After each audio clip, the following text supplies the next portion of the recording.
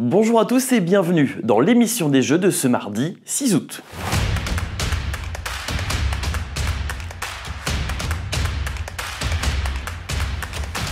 Encore une fois, la soirée a été exceptionnelle lors de cette 11e journée de compétition aux Jeux de Paris 2024, avec le Tahitien Kaouli Vaast qui a marqué la plus belle page de l'histoire du surf français.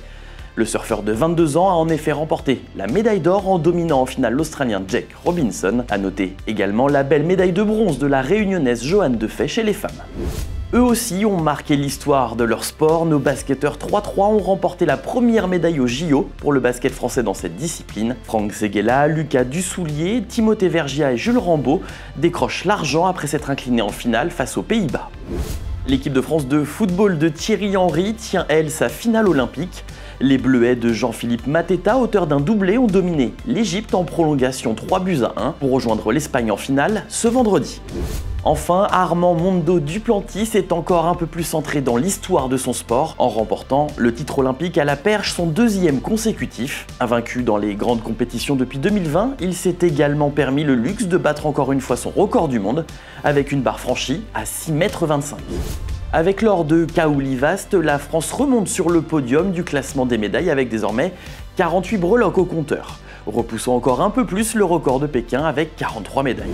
Avec 5 médailles, dont 4 d'or, Léon Marchand a grandement participé à cette récolte fructueuse de l'équipe de France. Le nageur de 22 ans était au Club France ce lundi et est revenu sur les moments intenses qu'il a vécu ces derniers jours, avant de confier être heureux de pouvoir s'octroyer des vacances.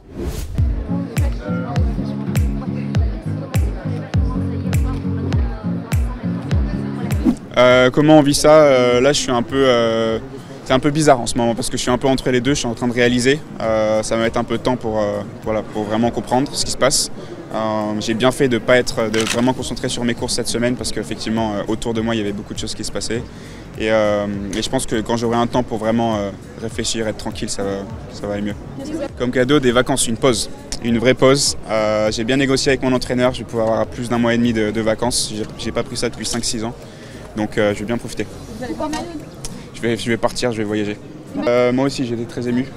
Ça me fait beaucoup, je sais pas comment dire, mais moi j'ai regardé Manoudou gagner à Londres en 2012, j'étais tout bébé.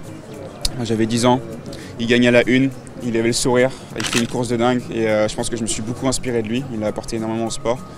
Et là on était en relais et je le vois partir à la fin, c'était génial. Je pense que déjà mon éducation fait que je suis humble de base, je pense que mes parents vont me le rappeler aussi, donc j'ai pas de souci à me faire. Et donc j'ai les pieds sur terre, j'ai aussi des études à côté. La natation c'est pas ma vie de base, ça va peut-être le devenir maintenant, parce que c'est quand même un gros changement. Mais voilà, je pense que toutes ces choses font que c'est plus facile de rester les pieds sur terre. Au programme de ce mardi, il faudra garder un œil sur la finale du saut d'obstacle à partir de 10 h. Les sports collectifs seront aussi à l'honneur avec les quarts de finale des handballeuses françaises face à l'Allemagne à 13h30, puis des basketteurs tricolores contre le Canada à 18 h. Chance de médaille pour la délégation française en escalade. Oriane Berton et Bassa Mawem feront leur entrée en lice respectivement en bloc et en vitesse ce mardi. Deux grimpeurs confiants pour ces JO à domicile. Je suis plutôt détente. En fait, je pense que c'est une expérience que j'ai envie de vivre du mieux possible et donc je me suis quand même pas mal conditionnée dans ma tête à être prête à tout. Ce que je veux, c'est juste grimper à mon max. Et en général, quand j'arrive à grimper à mon max, ça fait de belles choses. Aux Jeux Olympiques de Paris, les épreuves de skate sont divisées en deux catégories, le street et le parc. Alors que les compétitions de street se sont déroulées la semaine dernière, place au parc ce mardi. Terrain, obstacles, format d'épreuve, figure, tout est différent, mais en quoi? Décryptage sans trucage avec Jordan Lachaud.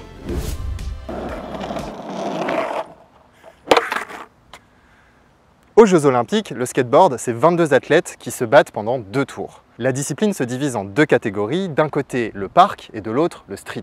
Mais alors quelle est la différence entre les deux? On va voir ça tout de suite.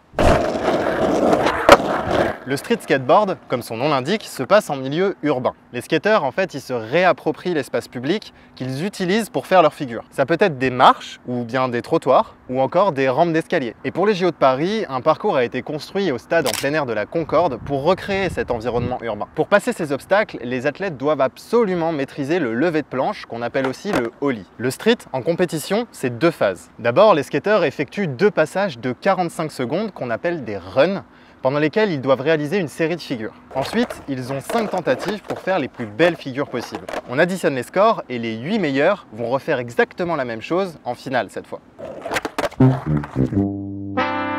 Bon, vous voyez à quel point c'est compliqué? Les athlètes qui sont au JO de Paris, ils ont beaucoup plus d'entraînement que moi. Le parc, comme son nom l'indique aussi, se place dans un skatepark. C'est une sorte de fosse, comme ici, dans laquelle on a disposé des bosses et des rampes. La fosse, elle est importante car les skateurs vont utiliser les pentes pour prendre de l'élan et se propulser dans les airs afin d'y faire leur figure. La compétition en parc se déroule en 2 tours. Chaque athlète effectue 3 runs de 45 secondes et c'est la meilleure des 3 qui est gardée pour le score. Les meilleurs recommencent en finale et les meilleurs des meilleurs sont médaillés. Voilà, maintenant vous connaissez les spécificités de ces 2 terrains. Il ne reste plus qu'à observer et surtout profiter de la compétition qui arrive.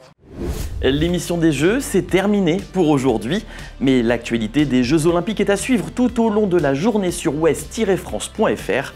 On se retrouve demain avec, on l'espère, encore plein de nouvelles médailles.